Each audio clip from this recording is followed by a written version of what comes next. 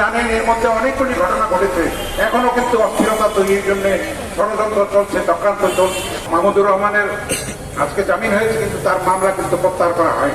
আপনারা জানেন যে একটা কালো স্বৈরাচারকে এই জাতি ছাত্র জনতার গণ অভ্যুত্থানের স্বৈরাচার উৎখাত হয়েছে, কিন্তু এখনো কিন্তু লড়াই রয়ে গেছে। ৩৬ জুলাই কিন্তু শেষ হয়ে যায়নি, এখনো সীমান্তে রক্ত ঝরছে, এখনো অন্তর্ঘাত চলছে, এখনো এই বিপ্লবকে নস্যাৎ করার জন্য ষড়যন্ত্র চলছে দেশে, দেশের বাইরে।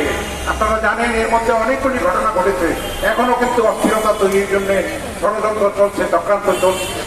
আমার দেশের সম্পাদক, মজলুম সম্পাদক দীর্ঘকাল কারাবরণ করেছেন, রক্তাক্ত হয়েছেন, মারপিটে রক্তাক্ত করা হয়েছে তাকে। এত দীর্ঘ সময় কোনো সাংবাদিক, কোনো সম্পাদক এই দেশের ইতিহাসে কারাবরণ করেন নাই।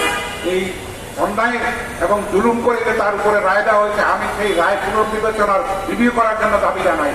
সেই তথাকথিত বিচারপতি খায়রুল হক, সুরেন্দ্র কুমার সিনহা, যারা এখন বড় বড় কথা বলে বেড়ায়, তাদেরকে বিচারের আওতায় আনার জন্য আমি দাবি জানাচ্ছি। এবং যারা এই স্বৈরাচারের দোষণ হিসেবে যারা তাকে ষড়যন্ত্রের শিকার করেছিল, আমার দেশকে বন্ধ করে দিয়েছিল, 2 বার আগুন দিয়েছিল, সেই তাদের বিচার করতে হবে, ক্ষতিপূরণ দিতে হবে।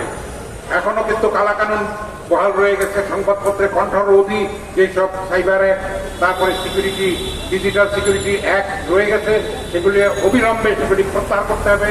এই সরকারের বয়স 2 মাস হয়েছে, কিন্তু আমরা সেই ক্ষেত্রে অগ্রগতি, উল্লেখযোগ্য অগ্রগতি এখনো দেখতে পাচ্ছি না। এটা কোনোভাবেই অভিপ্রেত নয়। এই আমরা কিন্তু মাহমুদুর রহমানের আজকে জামিন হয়েছে, কিন্তু তার মামলা কিন্তু প্রত্যাহার করা হয়নি। এটা আমরা অবিলম্বে প্রত্যাহার দাবি করছি এবং বিচারের দাবি করছি। তাকে যারা অন্যায়ভাবে শাস্তি দিয়েছে এবং মিথ্যা মামলা, হয়রানিমূলক মামলা দিয়েছে এবং বন্ধ মিডিয়া এখন রয়ে গেছে, সেগুলিকে অবিলম্বে খুলে দিতে হবে। সংবাদপত্রের স্বাধীনতা নিশ্চিত করতে হবে। এই সরকারের টিকে থাকার এবং ছাত্র জনতার যে মহান গণ অভ্যুত্থান, সেটাকে ধরে রাখার জন্য, সেটাকে সংহত করার জন্য, সামনে এগিয়ে নিয়ে যাওয়ার জন্য একটা নির্বাচিত তত্ত্বাবধায়ক সরকারের সেই অধীনে একটা গ্রহণযোগ্য, সম্মানজনক, সুষ্ঠু, অবাধ নির্বাচনের মাধ্যমে একটা রাজনৈতিক সরকার আসবে।